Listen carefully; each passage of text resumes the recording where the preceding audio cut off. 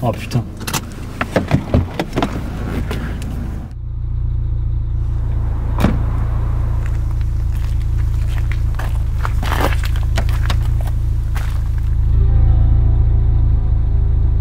Salut à tous, c'est DPZ. Aujourd'hui, on va regarder comment avoir une voiture de plus de 150 chevaux en étant jeune permis. C'est ce qu'on a réalisé avec le projet Clio 2 RS de la chaîne. On a acheté une Clio RS de 172 chevaux alors qu'on a moins d'un an de permis. Alors aujourd'hui, on va vous expliquer comment on a fait pour réussir ça en fait.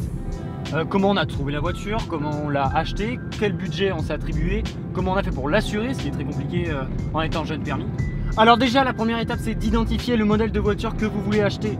Si vous avez un budget réduit parce que vous êtes jeune, ce qui est dans la majorité des cas le cas, je vous conseille de partir sur de l'occasion. Pourquoi? Parce qu'on trouve déjà les modèles les plus radicaux dans les années 2000, là où on trouve des atmosphériques de grosses cylindrées. Et donc du coup, plutôt que de partir sur une voiture sportive moderne qui sont déjà très rares et qui coûtent extrêmement cher pour cause de pollution, etc. Quand vous avez identifié votre modèle, il vous faut scruter les sites d'occasion, Le Bon Coin, La Centrale. Ils vous permettent de mettre des alertes de recherche sur des modèles. Donc du coup, ben voilà, n'hésitez pas à y aller tous les jours pendant plusieurs semaines.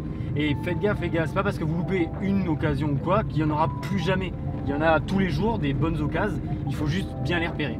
Un exemple tout con, mais avec Joris, le jour où on a voulu acheter la Clio RS, 2 jours avant, on s'est rétracté d'une offre pour aller sur une autre qui était plus intéressante. Alors vous voyez, il y a toujours des bonnes occasions au final. Ouais, c'est sûr. Une fois le grand jour arrivé, c'est le moment de tout vérifier. Si c'est un véhicule importé, vérifiez que vous avez tous les documents qui vous seront utiles à refaire la démarche d'importation. Regardez s'il y a de l'entretien, vérifiez les factures, vérifiez l'état du véhicule, regardez qu'il n'y ait pas de vis cachées ou quoi. Il faut savoir que tout ce qui est visible le jour de l'achat, vous ne pourrez pas vous retourner contre votre vendeur. S'il y a par exemple quelque chose qui ne va pas dans le moteur, que vous ne pouvez pas le voir, vous aurez un recours en justice possible. Mais c'est par exemple un trou dans la carrosserie, vous êtes censé le voir, donc vous ne pourrez pas avoir de recours en justice. Donc faites bien le tour de tous les éléments que vous pouvez voir. N'hésitez pas à apporter un cric ou un bleu de travail pour vous pencher sous la voiture. Ensuite, au niveau administratif, pour les pays qui sont hors Europe, on va vous mettre en description la liste des documents à bien avoir pour pouvoir faire la démarche après sur la NTS. Ensuite, c'est une importation. Le premier conseil qu'on vous donne, c'est de faire un certificat provisoire d'immatriculation, les fameuses plaques en WW. Ça, c'est super important parce qu'avec ça, vous pourrez rouler jusqu'à 2 mois en France et vous pourrez faire assurer votre véhicule pour le déplacer où vous voulez. Ensuite, la priorité, c'est de la passer au contrôle technique. Une fois que vous avez votre contrôle technique valide sans contre-visite, rien, ça sera très facile pour les démarches. Croyez-moi, on sait de quoi on parle. Et ensuite, le conseil qu'on vous donne, c'est de commander directement le certificat de conformité. Commandez-le le plus vite parce qu'il met presque un mois à arriver. Ensuite, si c'est un véhicule importé, toujours, ce qu'on vous conseille, c'est d'avoir un lieu de stockage fermé. En effet, chaque véhicule doit être assuré, même en garage. Alors, bon, on va dire que le temps que vous ayez l'assurance, le mieux c'est de la laisser dans un garage au chaud, comme ça elle risque de faire de mal à personne. Parce que si vous la garez dans la rue, n'oubliez pas qu'elle est sur la voie publique. Et si elle est sur la voie publique et que quelqu'un a fait mal, vous êtes responsable. Bon, du coup, pour ce qui est de l'assurance, c'est moi qui m'en suis occupé et c'était une véritable galère. On a mis environ 4 mois à trouver une assurance qui voulait bien nous assurer et ça s'est fait bien sûr par internet. Si vous allez dans la plupart des agences, tout le monde va vous refuser ou vous prendre à des prix exorbitants. Même si vous avez beaucoup d'expérience, genre moi qui avais le permis moto et qui était assuré sur ma voiture depuis toujours et tout ça, le mec a des assurances de 50 et tout, on m'a dit non, il n'y a pas moyen. Joris, lui, est assuré sur des véhicules à moteur depuis plus de 5 ans et personne n'a voulu l'assurer. En résumé, si vous voulez assurer votre véhicule, ne vous tournez pas vers des assurances classiques. Privilégiez les assureurs un peu plus tolérants sur internet. Mais attention, lisez bien les contrats. Et ouais, parce qu'il arrive parfois qu'il y ait des assureurs un petit peu frauduleux qui vous la mettent à l'envers. Ça serait dommage de vous retrouver à payer tous les frais lors d'un accident alors que vous n'êtes même pas responsable. En tout cas, écumez absolument tous les sites d'assurance. N'hésitez pas à vous tourner vers des comparateurs, ça a pas mal marché pour nous. Ouais. Pour vous donner un ordre d'idée, moi ça fait 3 ans que je touche un volant. J'ai fait la conduite accompagnée et j'ai 1 an de permis. On est actuellement assuré au tiers avec la garantie conducteur et on paye environ 800-900 €, c'est ça. Donc effectivement, à 2, ça nous revient à peu près à 400 € par an et c'est pas énorme. C'est grosso modo ce que je paye pour ma Clio à moi. Donc. Alors pour résumer, suivant votre budget, tournez-vous vers le neuf ou l'occasion. Et surtout, ne sous-estimez pas les frais annexes. Déjà, les frais de remise en route d'une voiture, même si ça paraît pas être beaucoup, il y a toujours une rotule ou quoi qui traîne et ça peut vite faire monter la facture. Et n'oubliez pas une chose, rouler vite avec des chevaux, ça coûte très cher. Que ce soit au niveau du carburant, parce que là, si on roule vraiment fort avec celle-là, on va taper dans les 11 à 12 litres au 100.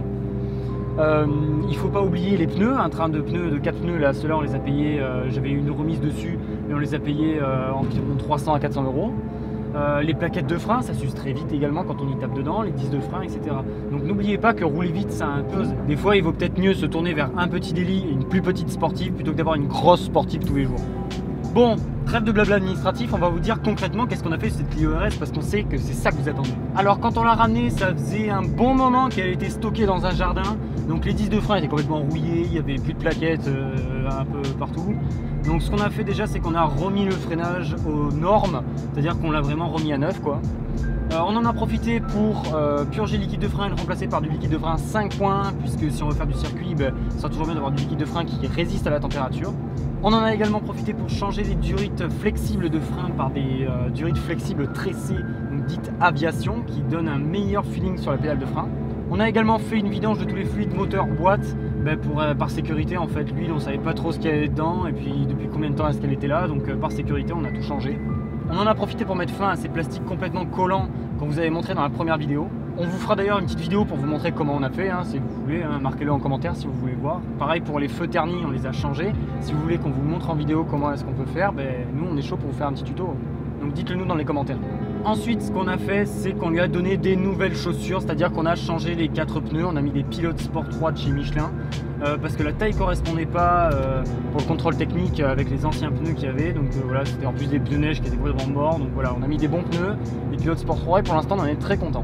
Au niveau du moteur, on a fait quelques petites bricoles, donc on a changé le filtre à air pour un filtre à air sport, qui laisse passer plus d'air, donc plus de performance, et également qui nous durera toute sa vie en fait, puisqu'il y a juste à le nettoyer et pas à le changer. Les bougies, pareil, c'était un petit peu abîmé, donc on en a profité pour les virer et changer par des modèles 3 électrodes de chez NGK, ça peut toujours allumer mieux. On a également monté un silencieux Remus double sortie derrière, parce qu'il n'y avait pas de silencieux quand on a acheté le véhicule. On a aussi réparé le circuit de lave-glace, puisqu'il y avait des gicleurs de phares qui étaient cassés. Donc on en a profité aussi pour changer les phares, puisqu'il y en avait un qui était pété et l'autre qui était complètement mort. On a aussi fait de l'entretien basique, donc des rotules ou quoi. Donc là il en manque encore, mais voilà, on a fait quelques rotules, des soufflets. De l'entretien basique en fait, de la remise en état quoi. Et donc maintenant, qu'est-ce qu'on va faire sur cette voiture? Alors on va finir sa remise en état.